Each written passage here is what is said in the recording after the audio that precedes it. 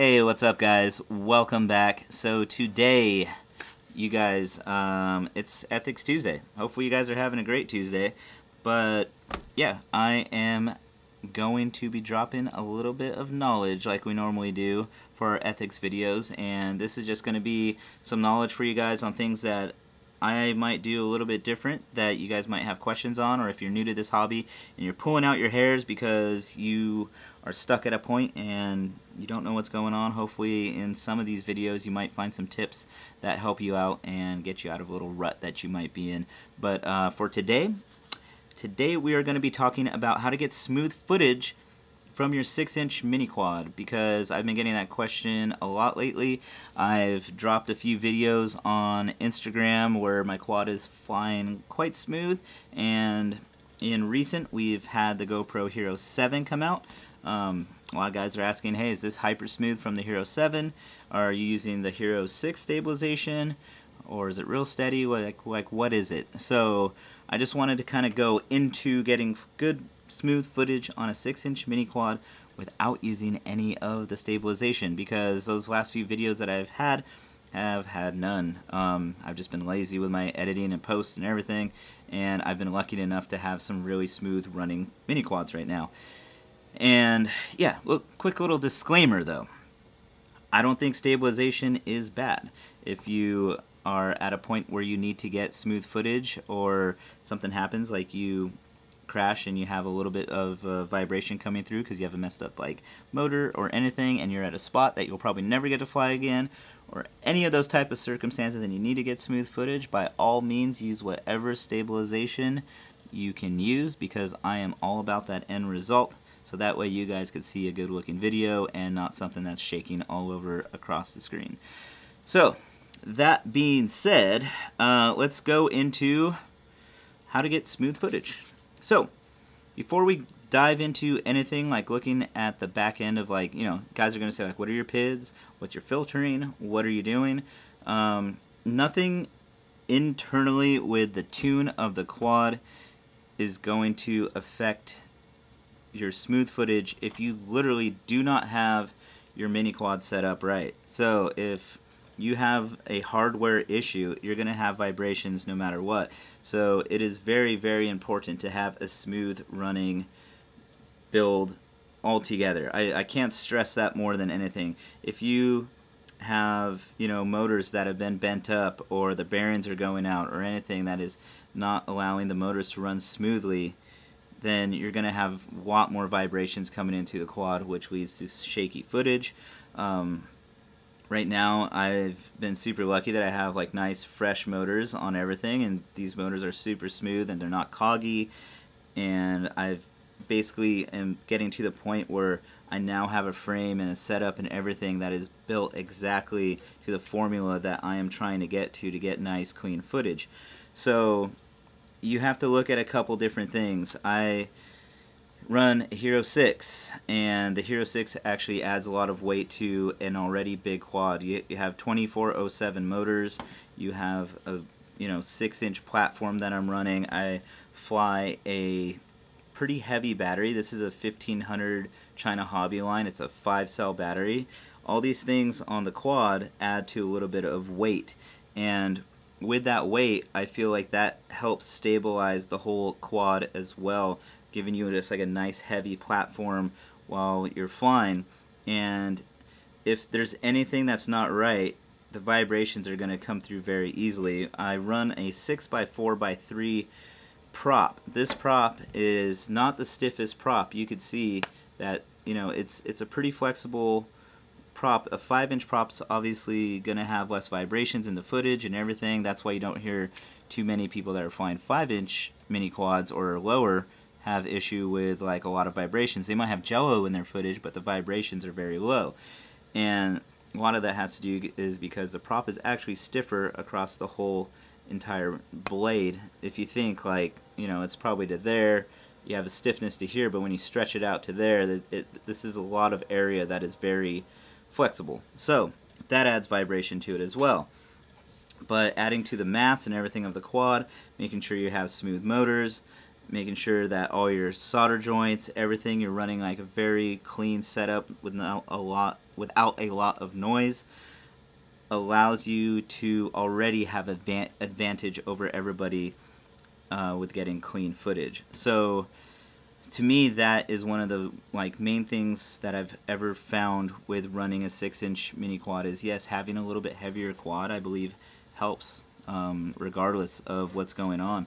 I've been able to minimize a lot of jello in my footage by running like a soft mount in the front right here. You can see I have these little rubber grommets that soft mount my actual HD cam, so that cuts back on a lot of vibrations of jello and things like that. So there's a lot of things I concentrate first on hardware to minimize the vibrations and the jello and everything that I get out of my footage before I even go into adjusting PIDs or filtering or anything like that. I have a smooth running mini quad. One other variable that I may have with running the mini quad smooth, and I still get a little bit of like micro oscillations and things that I do cover up all that with, is with an ND filter. We've had so much talk about this in videos in the industry anyways, that you guys all know that this is going to basically kind of tune out some of those little oscillations and things that you might see in video that you don't want in there. It kind of turns it into a little bit more of like, say, a motion blur type of look to it, not the little like jittery look. And yeah, I mean, like I said, running stabilization, all that stuff is good, but when you want to run things like high frame rates and like 120 frames per second, slow things down, you know, hyper smooth stabilization, you can't enable those things on these cameras. So if like I guess I want to get this out of the way and say, if you just want to look for a crutch right now and use stabilization just to get good footage, that is completely fine. But I do still think that if you're serious about getting good footage and doing things and having a smooth running quad, don't give up on setting your quads up properly, learning about like the PID tuning and filtering and all that stuff. Don't just click stabilization on this and mask it all. It's like nothing beats knowing how all this works and putting the time and effort into building your quad correctly and having a nice clean running setup, and as well as, you know, learning all this back end stuff, then that will help you out in the long run. So I want to talk to you guys about PID tuning as well. What I do with PID tuning, there's so many different things that you can do with PID tuning, and I don't really just want to like pop into like say Butterfly and show you guys my settings and everything, because some of you guys might be running KISS, some of you guys might be running Racefly or Butterfly, or you know, the Helio targets or whatever it may be. What I find is the best thing to do is always build yourself a really clean quad. Use the stock settings, because the stock settings are so good now that it helps. You don't have to play around too much. And then notice what the quad's doing. If you're coming from like a 4S setup and moving to a 5S setup, which a lot of guys are with 6-inch quads, as well as 5-inch quads, they're going to 5S and 6S. Just remember that if you had higher PID values and your quad was running good and now it's starting to vibrate and get the shakes and everything, pumping more voltage into it, you're gonna have to go down in some of your like PID values. It's just it's a fact of how the whole system is running. So no matter, you know, what you're flying, what firmware, just look into your PID values. If you have something like black box, once in a while I'll do a couple flights with the black box. I'll pop into there and I'll look to see what's going on. And if I'm moving, like when I moved into like flying a 5S pack that had a lot more voltage, I'd look at it and I'd go, wow, you know what, my P and my Ds are getting pretty noisy, and I could see like, you know, everything that's going on. I could hear it. I knew something was going on in my tune, but instead of like playing with it and just like moving my values around, which you could get kind of lost in doing, which I'd say always just work on one at a time. Do your, your roll axis, your pitch axis, like work on one at a time. But it's very easy with the advantage of black box. I was able to load my file into there, look, and go, okay, well, on pitch, I'm getting a lot of noise coming from P and D. I should probably lower those down, and you'll see them. It's like, everybody knows there's, plenty of videos out there on that stuff, and I would lower that down. I would look into the motor analysis, and I believe everything has like this now. I think everything has like a black box, like I think KISS and Raceflight, Butterflight, Betaflight, everything has some sort of like black box that you could go into and look at what's going on with your mini quad. So that being said, I'd go in there and go, okay, this is a little noisy. One thing that I would always pull is like my set point values with my gyro, and I could see like, okay, like this is where my gyro noise is at. I should probably lower some low pass filters, like the cutoff for them. Like I said, there's plenty of videos about this stuff, but it would just make it very simple, and that's what I did when I moved into a 5S quad. And just recently, I've been able to put on nice new fresh motors, and everything is running super smooth. First thing I did, put it all together, see how everything's flying. It felt great, but I still noticed that I was getting a little bit of micro oscillations in my flight footage, actually from like the FPV feed. Threw everything into the black box. I saw that I had to just clean up my PID values, lower them a little bit more, and I was able to get the quad dialed in a lot smoother. So that made things a lot easier, having a nice smooth running quad setup. And adding an ND filter just straight to the video, it's been super clean footage, and I'm super stoked on it, actually. And there, like, you could run 30 frames per second all the way up to 120 frames per second is basically like my range of, depending on what kind of video that I want to get. And it's been clean footage all the way through. There's a little bit of like oscillations here or there, especially if I'm going into like little windier updraft areas on hills, things like that, but that's common. Not much I could do about that. That's something, if I don't want to be lazy, I could probably clean up in post. I could always run stuff through real steady. Yeah, I could run, if I see that in my video it's a little bit windier day, I could run like a Hero 7 and put on hyper smooth, and I'm sure it would clean it up. Those are all scenarios that you can use the stabilization for, but right now I haven't been able to like use any of that stabilization. I haven't had to.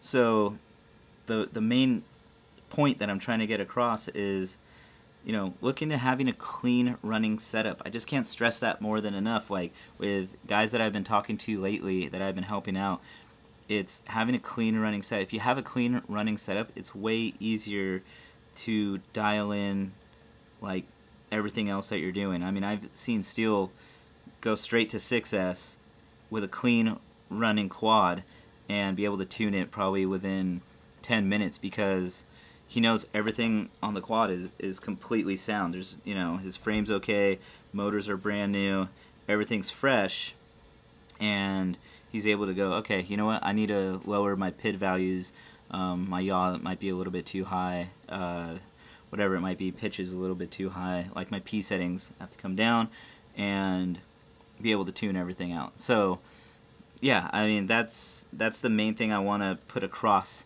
in this video. If you guys are pulling out your hair and you're frustrated with not getting smooth footage, especially in a 6-inch setup, know that there's only so much you can do, but these are all the things, the steps that I take to get this type of footage. And mainly it all starts with having just a very sound running mini quad. I believe like the first person that I've ever heard say that was like Chad Nowak, was always stressing to make sure that if your quad is running completely clean and sound, then it should make everything else a lot easier for you to get good footage and get a nice flying quad that handles good and runs good, and you don't have to worry about anything, and you probably aren't going to be taking it apart over and over and crashing, doing all these things and being frustrated and whatever else. So hopefully you guys got some sort of knowledge and takeaway from this. Like I said, I didn't want to like open up the computer and go through a bunch of stuff and confuse you guys. I just wanted to let you know that a lot of it's a lot simpler than that. It's all about making sure you have a clean running setup, and then from there, you know, just a couple little changes of a couple things that are pretty standard knowledge of what to do should get you a pretty clean running quad, especially for you 5-inch guys. Like, stock PID values and everything now are so good. I've seen it lately, and I'm like, wow, like, maybe I should go back to 5-inch because I don't have to worry about anything. You just build it really clean and you go.